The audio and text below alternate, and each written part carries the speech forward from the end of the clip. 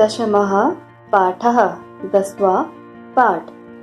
कृषिकाः कर्म वीराः मतलब कि कर्म करने वाला वीर किसान। तो हमें इस श्लोक में किसान के बारे में बताया है कि वह किस प्रकार बाधाओं को पार करने के बाद भी अपने कार्य में लगा रहता है। तो इसका पहला श्लोक देखिए। सूर्यस्त पतु मेघाः वा वर्षन्तु विपुलं जलम। कृषिका कृषिको नित्यम शीतकाले अपि कर्मठौ। अर्थात चाहे सूरज तपाए चाहे बादल अत्यधिक जल बरसाए, किसान और उसकी पत्नी दोनों हमेशा सर्दी में भी कार्य करते रहते हैं। अर्थात इसमें कहा गया है कि किसान सर्दी, गर्मी, बारिश आदि सभी ऋतुओं में अपना कार्य करता रहता है। वह किसी भी परिस्थितियों में घबराता नहीं है। वह निरंतर अपना कार्य में लीन लगा रहता है। वह किसी भी परिस्थिति की बिना चिंता करते हुए सदा ही अपने खेतों में काम करने में लगा रहता है। अब इसका दूसरा श्लोक देखिए। ग्रीष्मे शरीरम सस्वेदम शीते कंपयम सदा हलेन च कुदालेन तव तु क्षेत्राणि कर्षतः। अर्थात गर्मी में उनका शरीर पसीने से युक्त रहता है और सर्दी में ठंड से कांपता रहता है। फिर भी वे दोनों हल और कुदाल से सदा खेतों को जोतते रहते हैं। अर्थात किसान कठिन से कठिन स्थिति में भी अपने खेत में काम करता रहता है। अब इसका तीसरा श्लोक देखिए।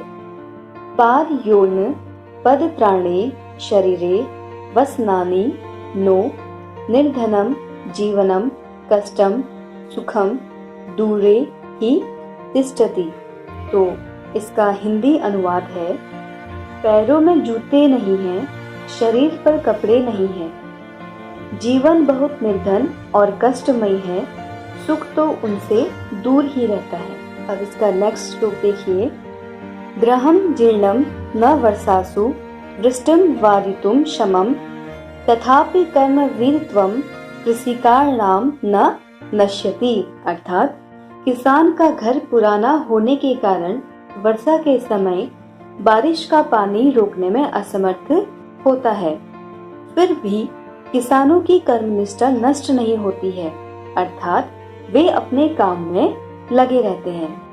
अब अगला देखिए।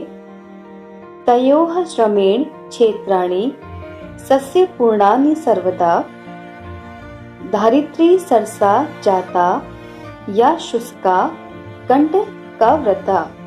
इसका हिंदी अनुवाद है।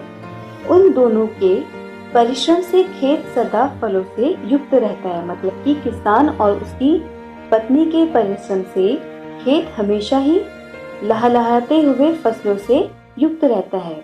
जो धरती सूखी और कांटों से परिपूर्ण होती है वह भी हरी भरी हो जाती है। तो इस श्लोक में हमें किसान और उसकी पत्नी के परिश्रम और मेहनत के बारे में बताया गया है कि किस प्रकार वो मेहनत करके अपने खेतों पे फसल उगाती हैं।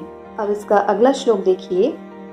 शाख मन्नम फलम दुग्धम दत्तवा सर्वेभ्यो एव तौ शुधा रसाकुलौ नित्यम विचित्रौ जन पालकौ।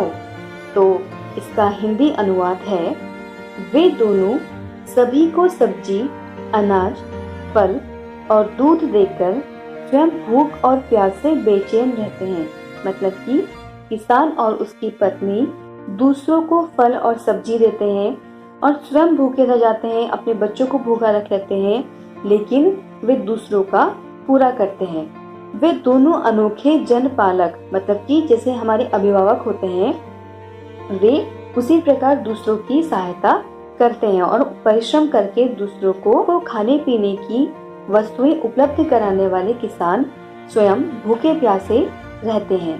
ये कितनी विचित्र बात है।